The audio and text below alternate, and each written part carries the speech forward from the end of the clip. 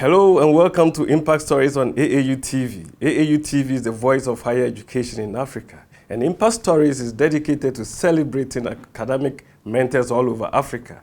In this episode, I'm going to talk to a man who started life in the village somewhere in the central region of the Republic of Ghana, but is currently the Vice Chancellor of one of the prestigious universities in Ghana. Let's go for a short break. My name is Ransford Bekoe, and when we come back, I'll introduce the guest.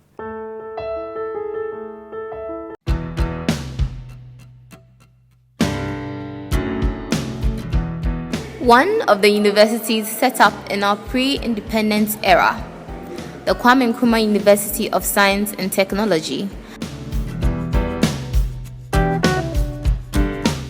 Our international reputation has and continues to soar as a reference point in matters of science and technology, research and education.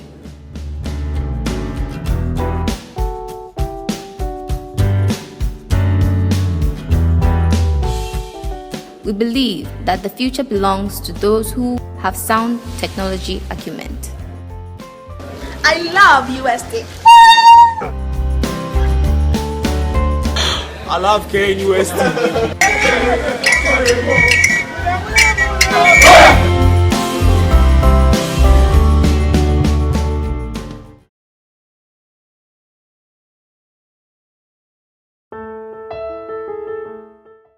Hello, this is Impact Stories. Before the break, I had introduced the background of the person I'm going to talk to. You are following this discussion on all the social media handles on the screen, and you can also send your comments on the WhatsApp number that is on the screen as well. You can also follow us on our dedicated website, tv.aau.org. I am the host, Ransford Bekoe, and with me is Professor Nicodemus Nana Nsowah-Nuamah. Prof, welcome to Impact Stories on AAU TV. Thank you very much. Yes. Prof, we know about Professor Nicodemus Nana, but give us a little bit about your beginnings from the village where you were traversing the railway lines of Dunkwa and Ofin up to the time that you enrolled in school. Thank you very much. Really, I'm from a village near Dunkwa Ofin. It's about 14 miles from Dunkwa Ofin. That time we were calculating in miles. And it's called Nkotumso. And that was a very small village. Now it has grown a little bit. And I started the primary school, in fact, very, very young. My sister was going to school, so I was always following to school. So by 4 years, 4.5, I was almost in class 1.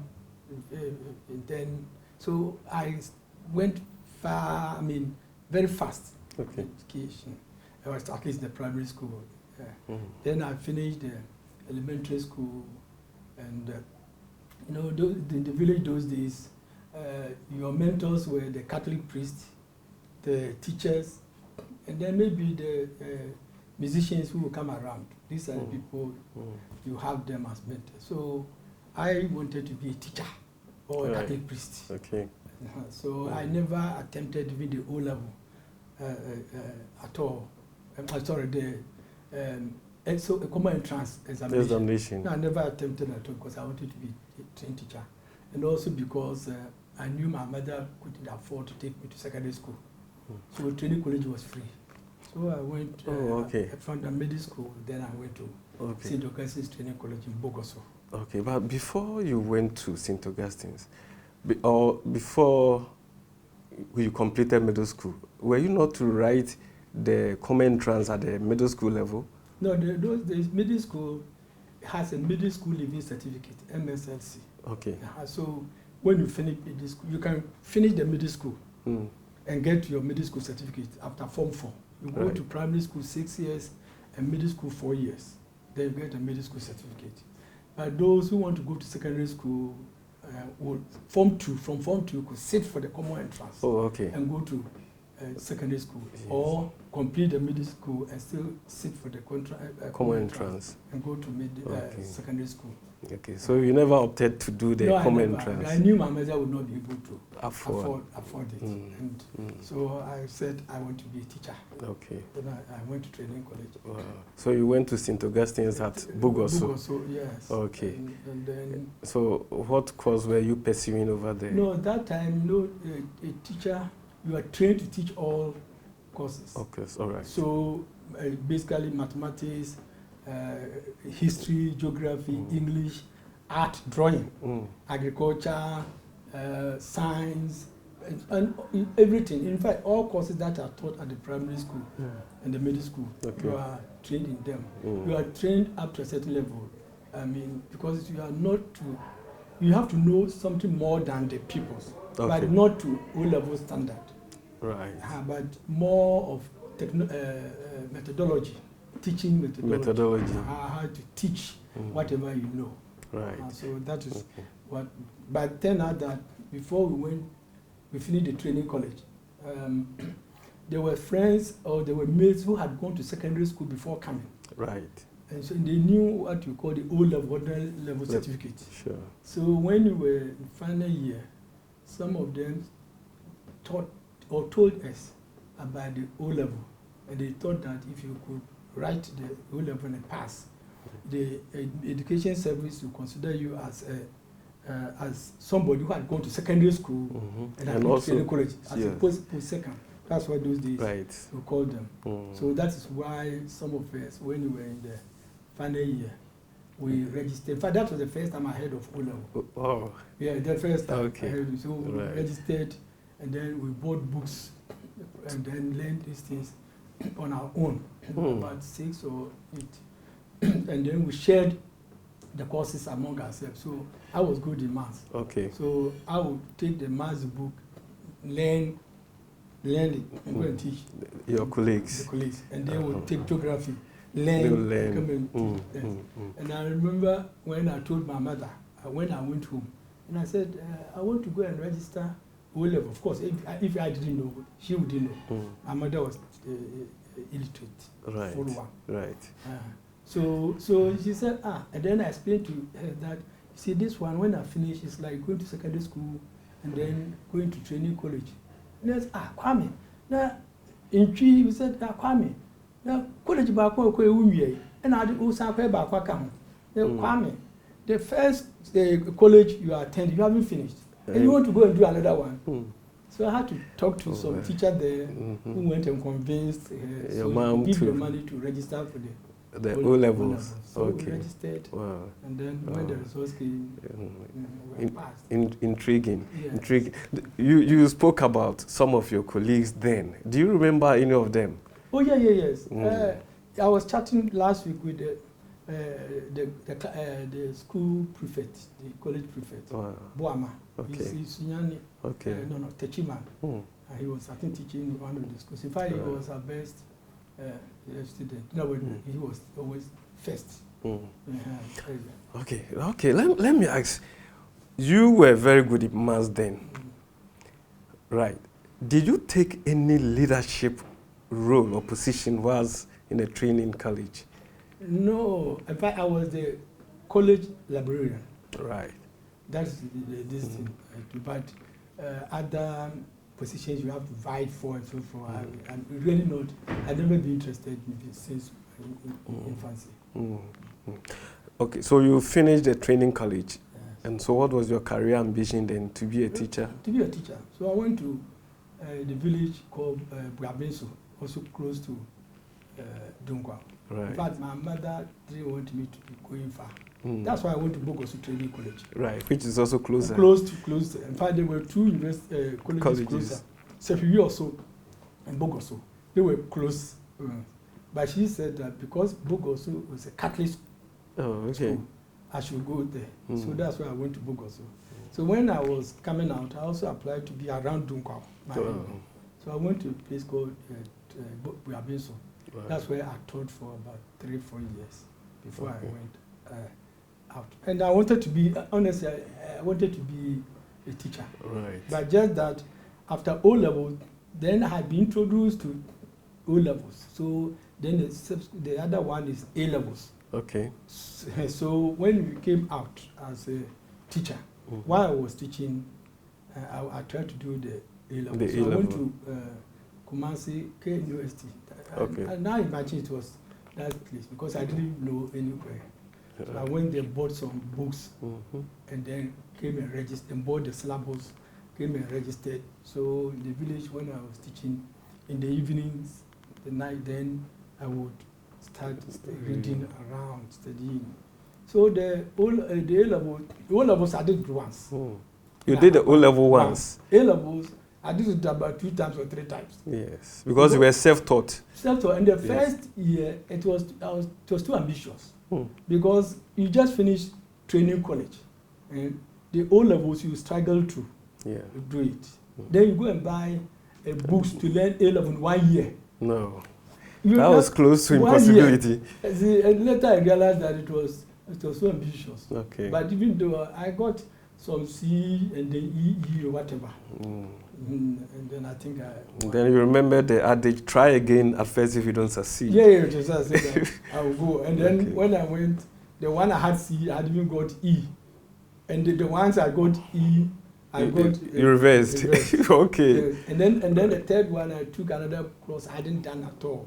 And that one I did better. So if you combine, then it gives you... pick the best. Something. But okay. Not to enable you go to a university in Ghana because I applied and they didn't take me. Oh. Yes, they didn't take me because I didn't have strong background. Okay. Yes. So you taught for a while, yes. You did your A-levels, yes. And then what happened? And then there was scholarship to former Soviet Union. All right. So how did you learn about the scholarship? I was in the village teaching. Then a teacher, a brother in Dunkwa, heard about that they were looking for people with A-levels to this and that. And he knew I'd got O-levels. Right. So I was there when he sent me a message that I should come. There was opportunity. So when I went, and then he told me about it. So I quickly gathered my documents and gave it to them. They brought them to scholarship secretariat. In fact, they wanted people around Dunkwa. All right. And I think I was among the very few. Yes, who qualified. Who had yes. So when you were going out, what was the ambition then? Just to go and polish your teaching skills, or to come going back? out to be. Yes. No, because when it what was the scholarship offer? The scholarship offer was to, honestly, beginning when they said the scholarship offer, I didn't know. All that I knew was that I was going outside to study. What I didn't know. So when I submitted the form, everything to them, they took it to Accra. I was there when I was called for an interview. That was the first time I was coming to Accra. And I remember at the interview, when I went there were a lot of people. This person's father would come and drop him in the vehicle. Then they would go, this and that. And then about 10 minutes before the interview, one of the colleagues, those people who also attend the interview, asked me, which program are you going to do? So I said, I want to go and do religion. They said, hey, we are going to Soviet Union to do religion, because they didn't even believe in God. And they didn't have program like religion. And I wanted to go and do religion because I was a Catholic. Catechist and a choir master. Deep into the this and that. And I wanted to continue on that line. So he said, no, this one, when you go, don't do that, choose something else. Okay. Then it dawned on me that when I was in training college, there was this British person who came volunteer, who was teaching mathematics. Okay. And he liked me so much. So sometimes he would teach me something different from what he was teaching anytime I went to him. And he mentioned something like statistics, probability, something. So I had that in mind, the statistics. So I said, why don't I go and do statistics? Because I know statistics is mathematics related. Yes. So when I went to the interview, the first question they asked me, what course do you want to study in Soviet Union? I said, statistics. Wow. And they say, oh, okay, then we should chat time. But they didn't ask me this thing about some details. Okay. So when I was going to Soviet Union, I knew I was going to do statistics. Wow.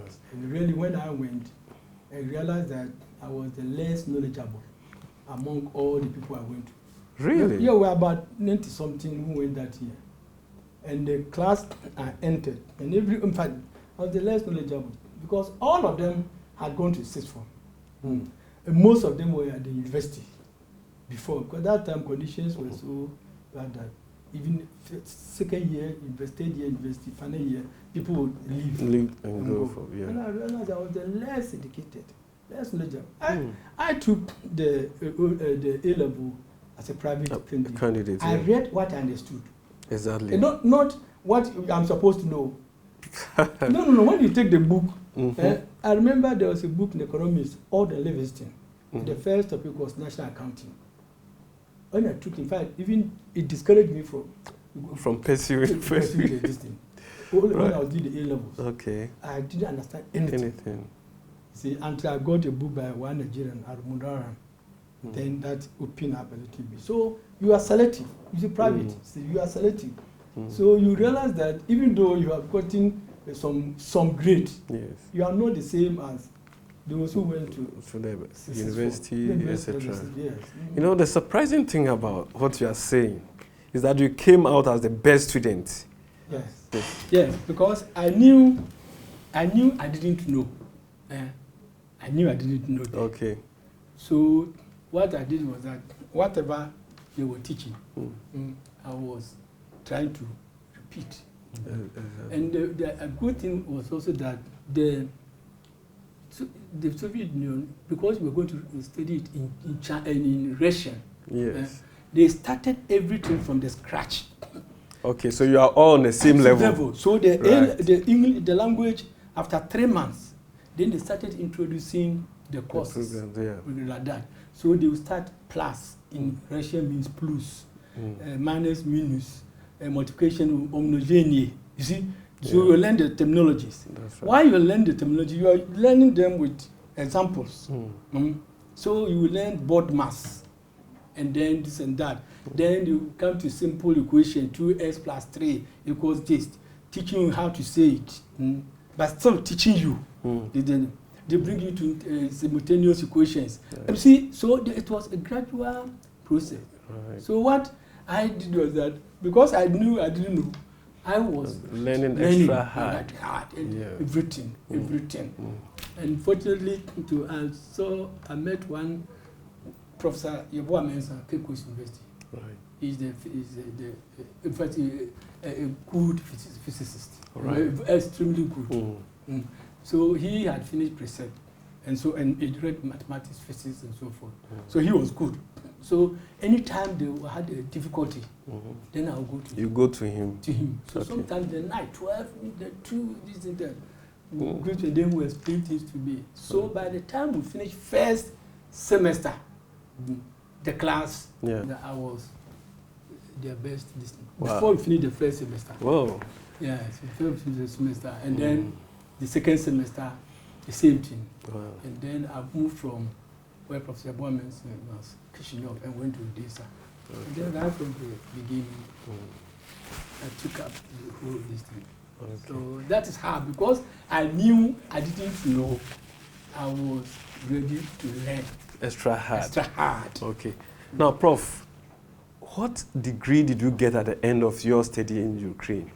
In the former Soviet Union, and until recently, you go and do a direct 5-year master's. Okay. There was no first degree. No, there was no first degree. Okay. So anyone who went there would do 5 years, and then you get the master's. Everybody. In fact, somebody said that even in Germany and Netherlands, they also had that type of system. You do 5-year direct, you get master's. So after the master's, you came back to Ghana? No, after the master's, that time the Ghana government was not even allowing people to continue with the PhD. They were not allowing. And Russia itself, they were also not encouraging people to stay.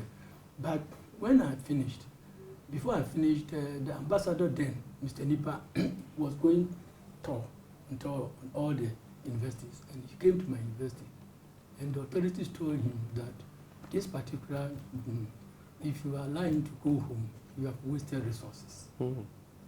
So we advise that we do encourage that, but this particular person, when he finishes, let him stay. Let him stay and do it. Then by the time I finished, Mr. Nipa had come to Ghana. So, but they allowed me to continue, even though the government hadn't recognized that. So I came down. When I came down, I was told he was at Castle Annex. Okay. So I went to him. And the moment I mentioned my name, I remember, you are the owner of wood, I'll work it out for you. Okay. So he processed everything for you to do the PhD. To go, yes. Okay. We'll go on a short break, and when we come back, you are going to tell us a little bit about your academic life after your education in the Soviet Union.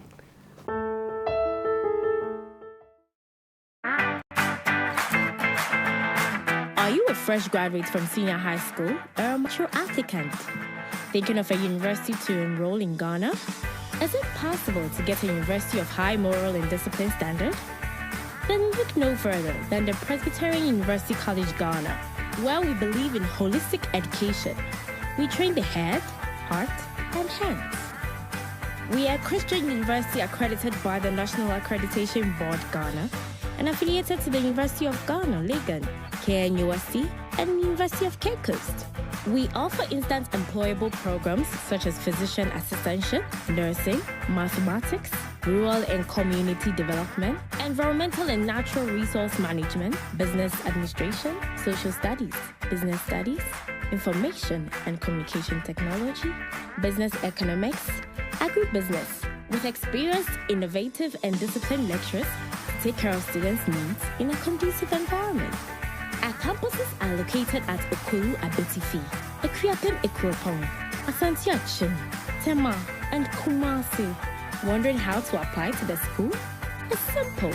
You should have an entry requirement of WASI A1 to C6, SSSCE A to D, HND holder, GBC, and ABC holder. Mature applicants should be 25 years and above.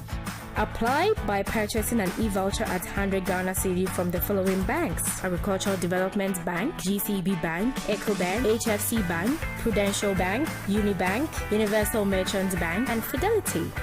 Buy forms using Visa or MTN mobile money by visiting the school's website at www.presbyuniversity.edu.gh.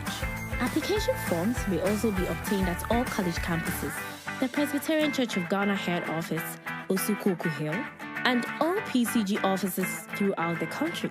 Now you can walk confidently in the job market thanks to Presbyterian University College Ghana. Call us or visit our website for more info.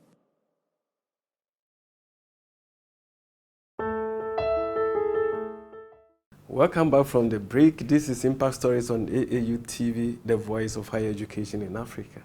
I'm interviewing Professor Nicodemus Nana Nsowah-Nuamah, who has just told us about his life in the Soviet Union as a student. Prof, you didn't stay in the Soviet Union. No. But did your stay in the Soviet Union as a student influence you either religiously because you came from a Catholic background, or did it influence you politically before you got to Ghana? For politically, no. Okay. Because for me, I never discuss politics. So when people are talking this and that, I can argue for on behalf, just for argument's sake, and nothing more. Religiously, somehow, because there's a course like the course we call atheism. Yes. The non-believing of God, and it's a course, and you have to pass. And so I remember some of my colleagues, my friends, who didn't want to do well, pass. And I said, for me, all my grades, all my grades, you're aiming for the highest. They are all A throughout. Wow. having this, and I don't want any A minus or B plus to mix it. It's a course. I will learn it as a course and pass it as a course. And it influences you. But then, staying there for almost 9 years.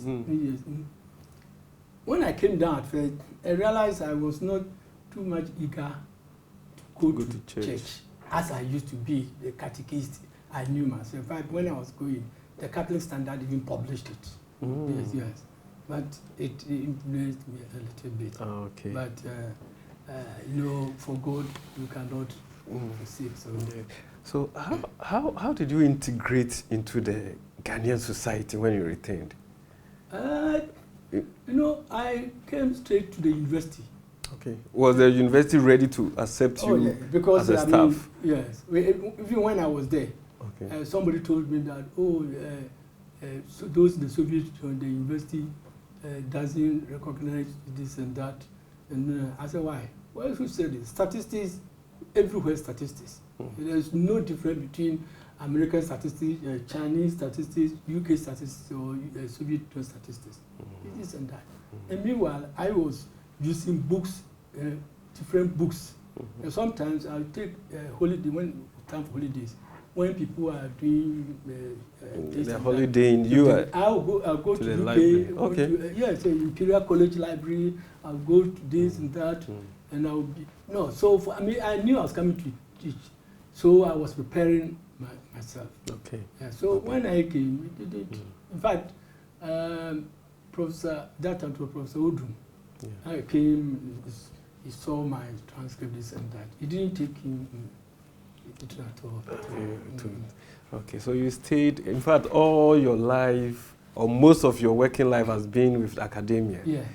So you stayed at the University of Ghana, some brief things at the KNUST as a part-time lecturer, then you come back, UCC. Okay, and you have progressed over the years until you became the rector of one of the polytechnics in Ghana. But before then, you had worked at the University of Ghana Statistical Department, and then you went to the Institute of the Statistical, Social and Economic Research. What were the challenges, at the university then in terms of students' interest in statistics? For me, because I was a trained teacher. Right.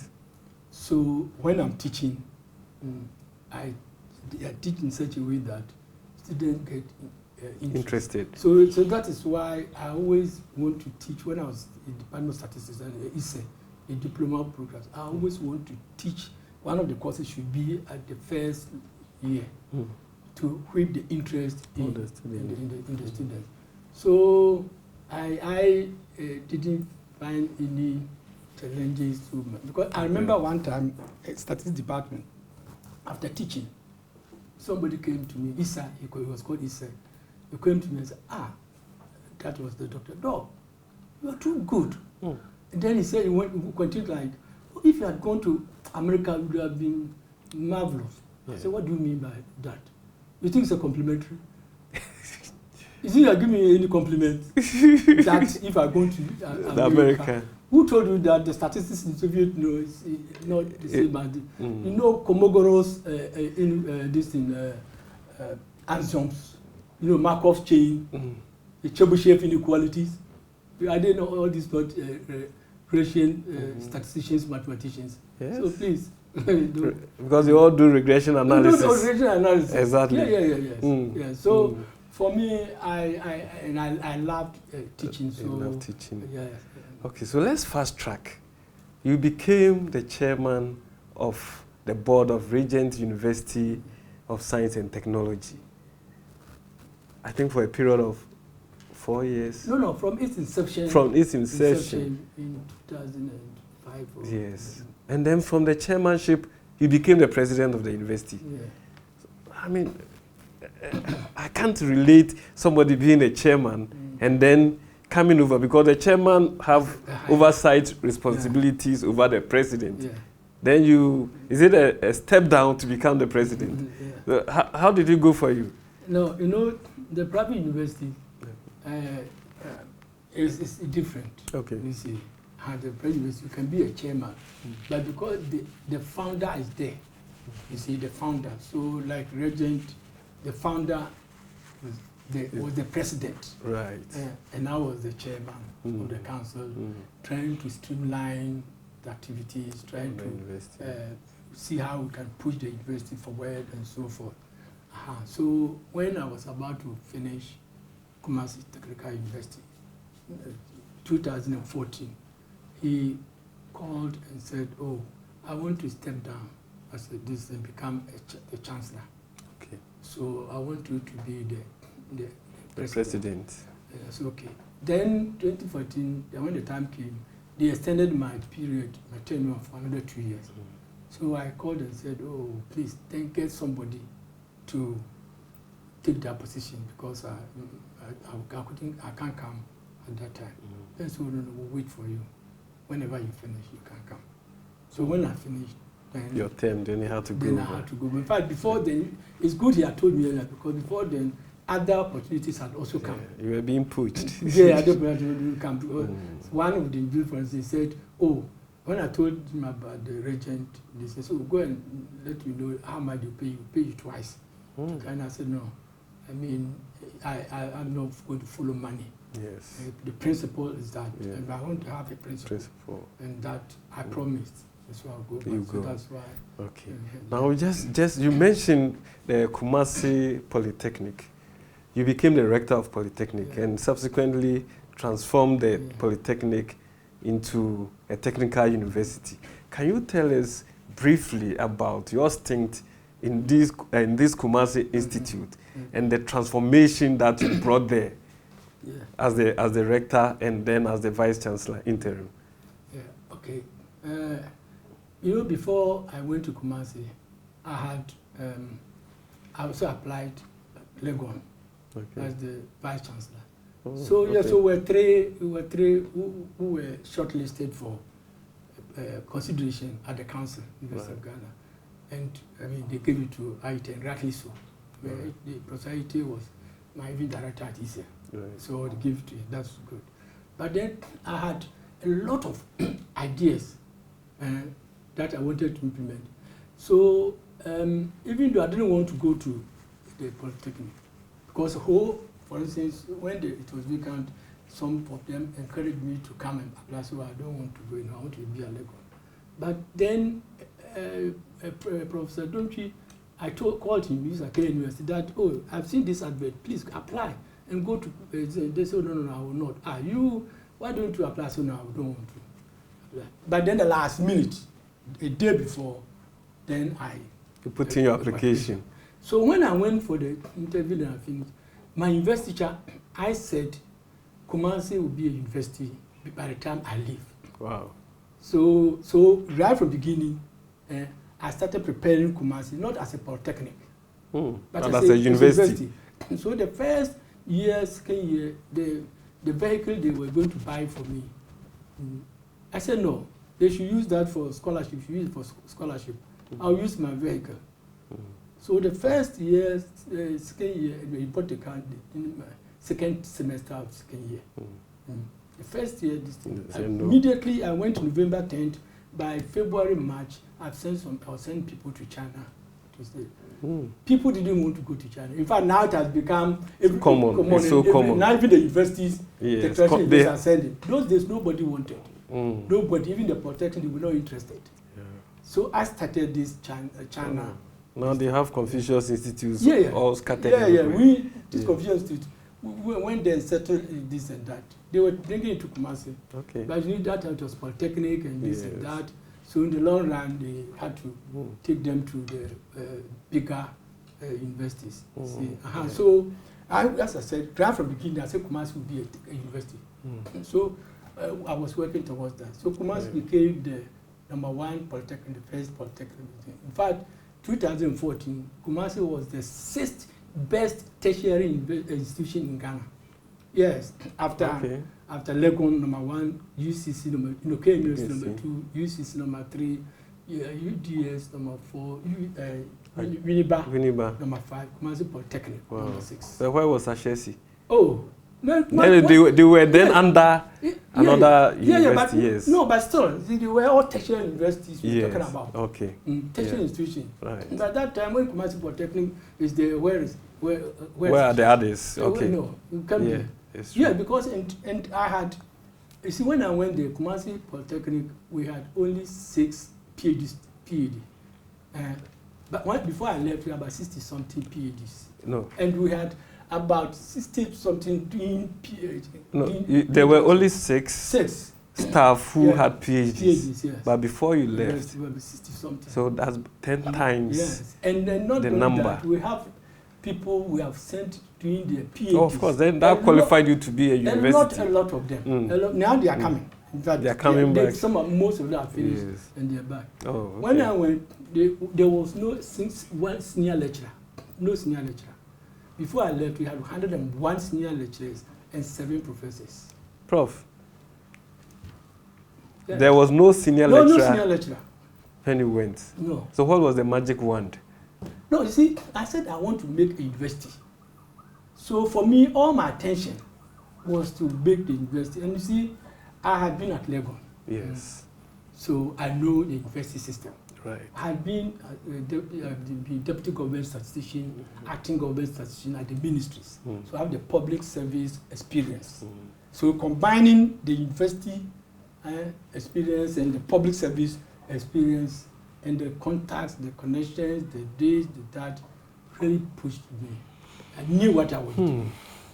I knew what I was doing.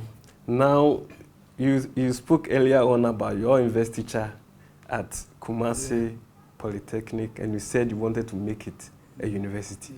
In your investiture here at Dominion University, what is the vision for this university? Yes, I want it to be a technology-based university.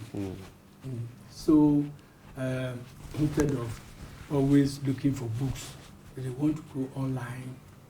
We want to make sure that wherever you are, we can give a lecture, you can get it. I want to make it financially sustainable too, because that's what private universities are facing. We don't have the numbers. Right. And then I want to make the new university a postgraduate university. Because we realize that the university, the undergrads, we are sharing the numbers with all other universities. Right. So we said, no, let's go into postgraduate. What time frame are you looking at? In fact, we've been submitted 12 to now. We have developed 23. Okay, the programs. 5 PhDs, 6 PhDs, and the rest masters. Right. They're taking them to, and then we have given 12 to NABs. They are working on. Sometimes the problem is with the lecturers, getting the lecturers, because we have cyber security, cyber forensic, artificial intelligence. Yes. These things. We've almost gone through, but they're asking us for the lecturers. The lecturers, we don't have enough lecturers. For the PhD in statistics, MS statistics, I think it will go through because we have the lecturers and so forth. So in fact, we thought that by last year, December, would have started, started some of the postgraduate programs. But it takes a while. It takes a while because of finances, employing, and then private university, those who have PhDs and so forth would not want to come so easily. But you don't do moonlighting. But it's not easy. It's not easy. When I was in Kumasi, it was okay. Yeah, it was okay. It was but the private universities are now competing with each other for staff. Anyway, we'll go for a short break, and when we come back, we're going to talk to Professor Nsowah-Nuamah about his public life as a deputy and then assistant government statistician in Ghana. 4 years ago, like most young people, I was clueless as to what I wanted to do and which institution would help me realize a great career.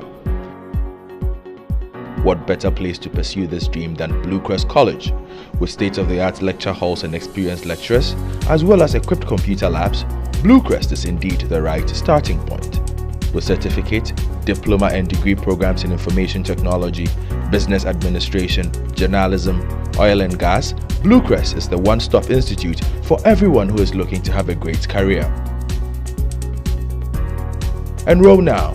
Visit www.bluecrest.edu.gh or call any of the numbers on the screen. Blue Crest College. Education for life.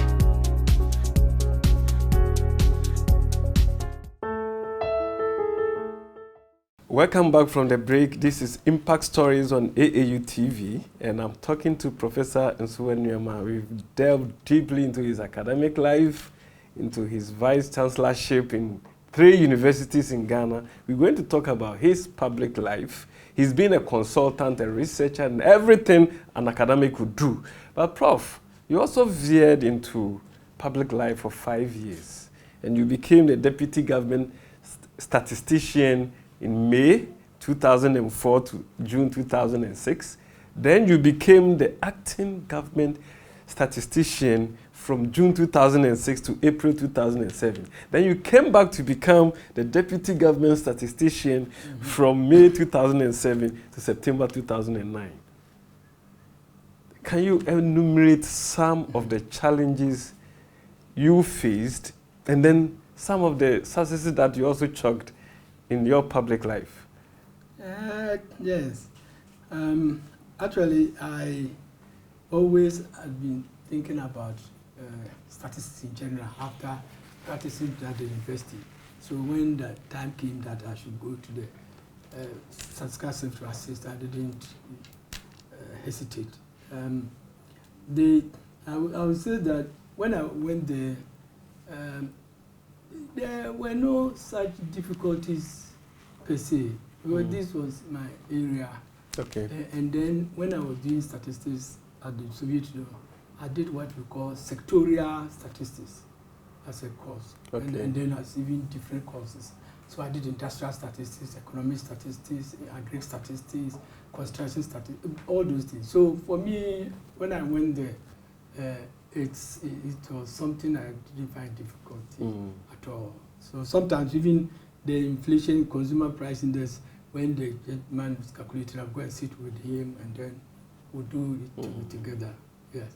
But I was there with Dr. Presbyterian University, and then she had to go back to UN to wrap up something. So it spent about 11 months.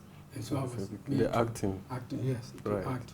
And at that time, there was certain things that I also put in place. Right. For instance, this inflation monthly release, so and so. Right. Yes, I tried to introduce it and Okay. made it compulsory. Because those days, they would, you hear according to Bank of Ghana, the inflation so and so. And one time I was listening to TV3, and immediately I went there and said, no, this thing, it's not Bank of Ghana which releases it, it's statistical service. Sure. So I told my people, now we shall release this officially in public, so that people will know that we are doing it. And then Bank of Ghana can take it from there. So I tried to institute it, and they thought it was not possible, because sometimes, maybe 2 months, that's when this thing was coming. Okay, the information. Right. I said, no, you should make it a point that every month, by the middle of that month, the previous month's inflation should be released. That's right. And they thought it was not possible. I said, no, it should be. So because once we fix it, then we have to work towards it. And then I also brought in the journalists. Once in a while, I will go to the market with them, so they will know what we're doing. And because we were doubting some of the things that... The figures that you were putting out. Okay. We'll go around. Sometimes I invite them and we teach them how to report the... So we did all those things. And there were a number of things I also introduced at the... during your period. The period I was, a number of them. Okay, it looks like statistics run through your blood. That is, I said that there were 2 things that I enjoy, statistics and religion. Okay, so then the question is, who are you mentoring? Oh, if I show you Father's Day, the information I get, you'll be marvelous. Because see, I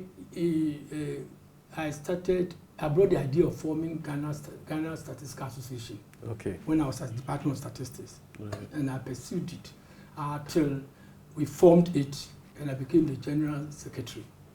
And you know, for some of these organizations, the secretary, everything lies on you. So at a point in time, you call meetings, they are not coming. At that time, I had an old Peugeot car, and then there were no emails. So as a secretary from Legon, I would type all these things, letters, send them around to Bank of Ghana to distribute for meetings. Okay. And then the next meeting, nobody will come. So at a point, I also became frustrated. Right. And then I had to leave it. Then I said, no, but I'm dealing with people who are already statisticians. Yes. And that's what I'm finding difficult. Why don't I catch them young? Exactly. So in 1995, I invited the statistics students at Legon, and then ISE.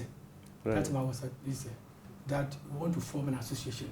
Students Association. Then you were a lecturer? I was a lecturer at ISE. Okay. At ISE. Okay. I said I want to form this center because I've seen that the senior one is not working. So we formed, and then when they came, I asked them for the name we want to give to the association. And I said, oh, Ghana Association of Statistics Students.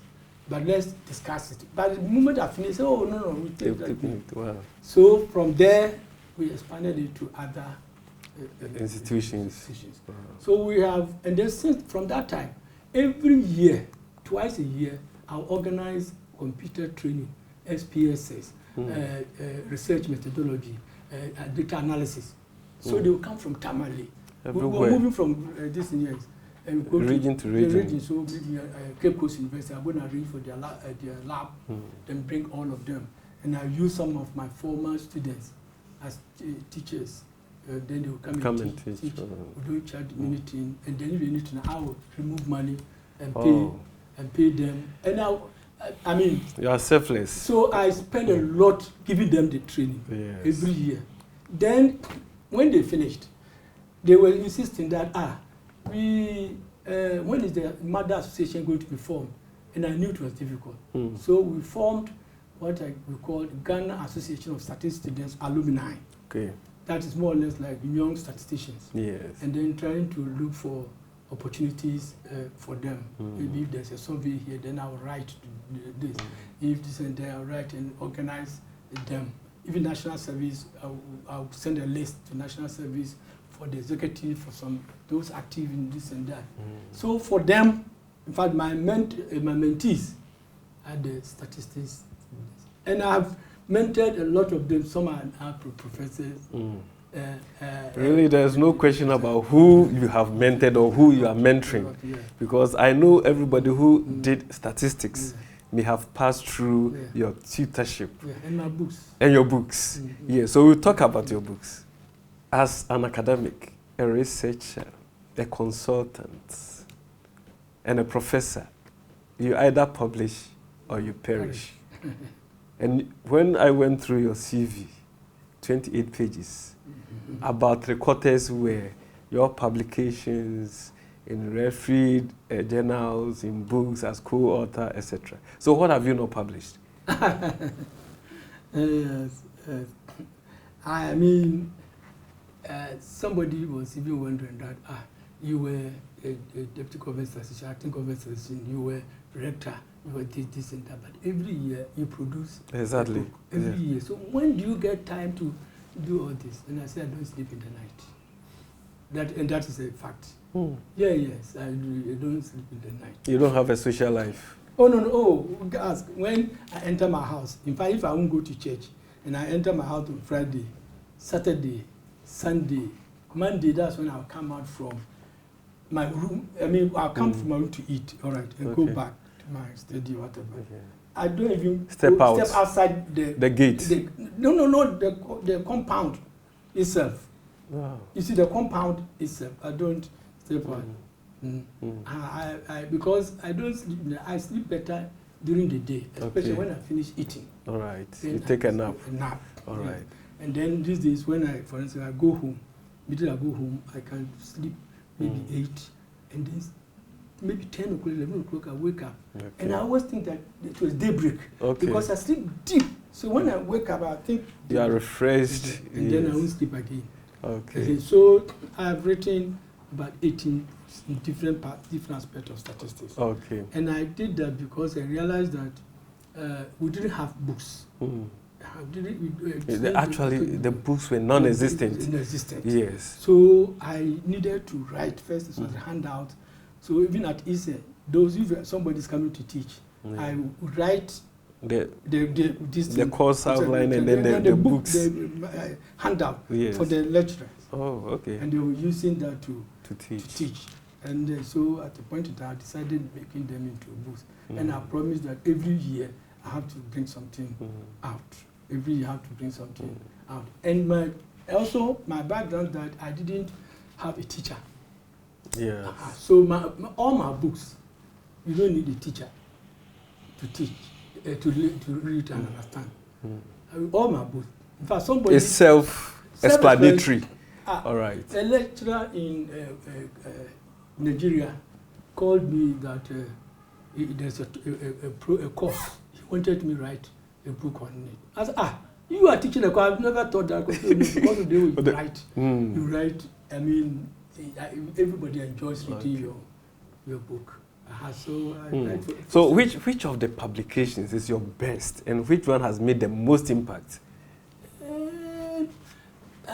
For my best, it is difficult. The one that made impact, perhaps, is the demographic statistic book. Okay. It is because, see, when I write, I don't write for money. The books, I don't write for money. In those days, the students, I will supply to them. And then, when they get money, they will pay. About 90% wouldn't pay because they know the books is mine. And I didn't care, because I said, I'm not writing for money. The only book, I said the demographic statistics because that's the only book that ADB, African Development Bank, bought about 30 or so. East African Statistical Training Center, their program, the BS program they're doing, they also adopted it. So that time they bought 100 or so, and it was $25. So I think that one had gone widely, it's been circulated widely. And then Nigeria too, they also they bought some books. That is it. But otherwise, all my good, I have my heart there. Okay, so finally, Prof, after being so selfless, will you call yourself, or will you say that you have had a fulfilled life? Yes. You know, when I came at first, I had a man from my countryman from my area who wanted me to go to Bank of Ghana. In fact, my best friends were there. They just gone on retirement. They were there at Bank of Ghana. Okay. Yeah. Then when I came, my countryman, he was one time the managing director of SSB. He wanted to go and see Agama so that I go to Bank of Ghana. And I said, no, me, I don't want to go to Bank of Ghana. So why? That time, you see lecturers, their cars being pushed. No, that time lecturing was not attractive. It wasn't. Attractive. Yeah. So the man was wondering. But anytime I went to him, he would talk about it, so I stopped going to him. And I told him, I said, Mr. Sema, you know, me, I want to become a professor. Me, all that I want to become is become a professor. And nothing, I don't want to be a financial tycoon. I don't want to have money. I do this and that. I want to become a professor. So, after becoming a professor, I'm fulfilled. I mean, why? The money. If I wanted I should have chosen that route. Once I didn't choose that route, I'm okay. And really, I'm so... I remember my friend at Bank of Ghana, Kwame Nsansi, a good friend, we were roommates in the Soviet Union. Even when I came here, Ghana, I stayed with him for some time. One time, he closed from Bank of Ghana and came to my office in the night. Because that time, I would write my books. I'll go home around 2 a.m. Yeah. Anytime I went to my 12 something, my house here, as whether I was sick. You ask whether I was sick. Yeah, sometimes I would sleep there early in the morning. And then you go home. And come back. So one time you closed from Bank of Ghana and came to my office. That was around 9. Then it was like saying, "You man, I pity you. How can you stay in this environment, this and that?" And then I also laughed and said, "I pity you.